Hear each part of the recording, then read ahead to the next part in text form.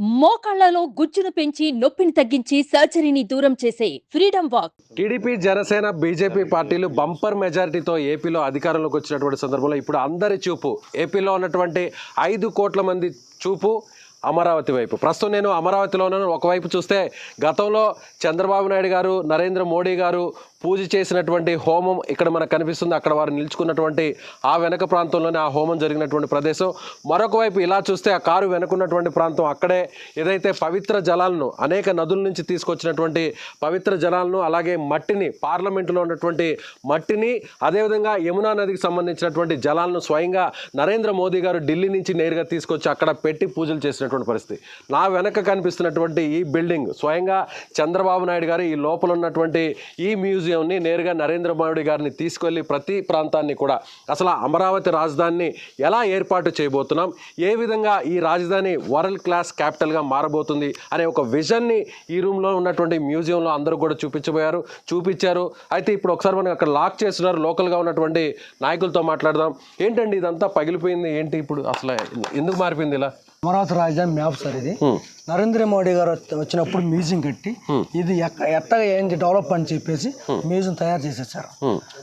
జగన్మోహన్ రెడ్డి వచ్చినాక 5 సంవత్సరాల్లో దీన్ని మొత్తం పగలగొట్టేసి తాళాలు తీసేసి లోనే మందు తాగుతూ ఈ మ్యూజియం మొత్తం కూడా ఐటీ కబ్బులు కానీ, ఐటీ హోటళ్ళు కానీ, మొత్తం కూడా బ్రిడ్జిలు కానీ, మన ఐకాన్ బ్రిడ్జి మొత్తం కూడా ఇది చూడండి సార్ మీరు, బిల్డింగ్స్ మరి హోటల్స్ మొత్తం కూడా ఆ రోజు నరేంద్ర మోడీ గారు చూపించారు sir.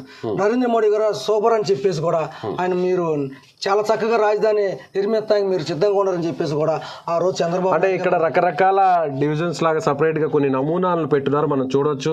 LPS layout 15.16 road model, అలాగే రోడ్స్ అంటే ఏదైతే క్యాపిటల్కి సంబంధించినటువంటి రింగ్ రోడ్స్ కావచ్చు, అలాగే సీడ్ క్యాపిటల్కి సంబంధించినటువంటి రోడ్స్ కావచ్చు, ఇవన్నీ కూడా చూడొచ్చు. కుర్చీలన్నింటినీ కూడా పగలగొట్టేసరి. గతంలో ఈ ప్రాంతం అంతా కూడా పోలీస్ సెక్యూరిటీతో టీడీపీ అధికారంలో ఉన్నప్పుడు చాలామంది అనేక ప్రాంతాల నుంచి ఇక్కడికి వచ్చి ఒక సందర్శకులు ఇక్కడికి వచ్చి లోపలికి వెళ్ళేవారు. కానీ తర్వాత వైసీపీ అధికారంలోకి వచ్చిన తర్వాత ఇదొక అసాంఘిక కార్యక్రమాలకు వేదికగా మారిపోయింది. లోపల అన్నింటినీ కూడా ధ్వంసం చేసేశారు. ఎక్కడ ఏ వస్తువును కూడా కనపడనివ్వకుండా చేశారు.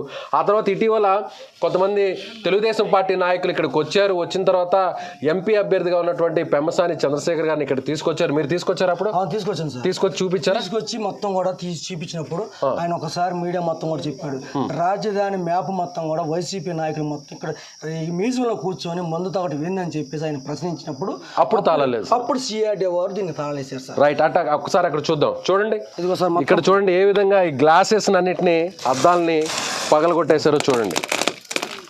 సో జనరల్గా అంతకుముందు సెక్యూరిటీ ఉండేదా అండి టీడీపీ గవర్నమెంట్ లో? ఇక్కడ 2 పోలీసులు సార్, పోలీసులు ఉండేవారు. 10 మంది పనులు ఉండాలి సార్. ఎప్పుడు నీట్ గా పూల మొక్కలు పెంచుకుంటూ చక్కగా నీట్ గా ఉంచాలి సార్. మన రాష్ట్ర ప్రజలు మొత్తం కూడా హైదరాబాద్ నుంచి కానీ ఇతర దేశాల నుంచి కూడా ఈ మ్యూజియం చూడటానికి వచ్చేవాళ్ళు సార్. బస్సులు అంటే జనరల్ గా అందరూ చెప్తుండే వాళ్ళు అమరావతిని చంపేస్తున్నారు అంటూ కూడా అందరూ చెప్తూ ఉండేవాళ్ళు. ఇది ఒక నిదర్శనంగా మనం చెప్పవచ్చు. అంటే ఎంతో ఖర్చు పెట్టి ప్రజాధనాన్ని ఉపయోగించి కట్టినటువంటి ఇలాంటి బిల్డింగ్స్ని అసాంఘిక కార్యక్రమాలకు ఇది ఒక అడ్డాగా మార్చేయడం, ఇలాంటి విలువైనటువంటి సామాగ్రిని అంతా కూడా ధ్వంసం చేయడం, పోలీసులను కూడా లేకుండా పక్కన పెట్టేయడం. చుట్టూ ఈ ప్రాంతం అంతా చూస్తే ఎక్కడో ఒక మారుమూల ప్రాంతానికి వచ్చినట్టుగా మనకి ఇక్కడ ఉన్నటువంటి ఆ ఎన్విరాన్మెంట్ అంతా కూడా కనిపిస్తుంది. సో ఇప్పుడు టీడీపీ అధికారంలోకి వచ్చింది, బంపర్ మెజార్టీతో వచ్చింది. చాలామంది ఇక్కడ ఉన్నారు, మనతో పాటు సందర్శకులు ఇక్కడికి వచ్చారు.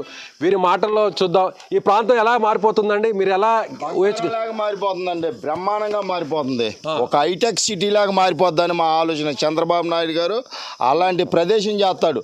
2 సంవత్సరాల్లో ఇన్ని అపార్ట్మెంట్లు కట్టి ఈ రకంగా డెవలప్ చేసిన మనిషిని అసెంబ్లీలోకి వచ్చి జగన్మోహన్ రెడ్డి గారు ఇంకా 3,000 ఎకరాలు కావాలి, ఇది రాజధానికి సాల్దానని అబద్ధాలు చెప్పి మళ్ళీ దీన్ని వెనక దొక్కేశాడు.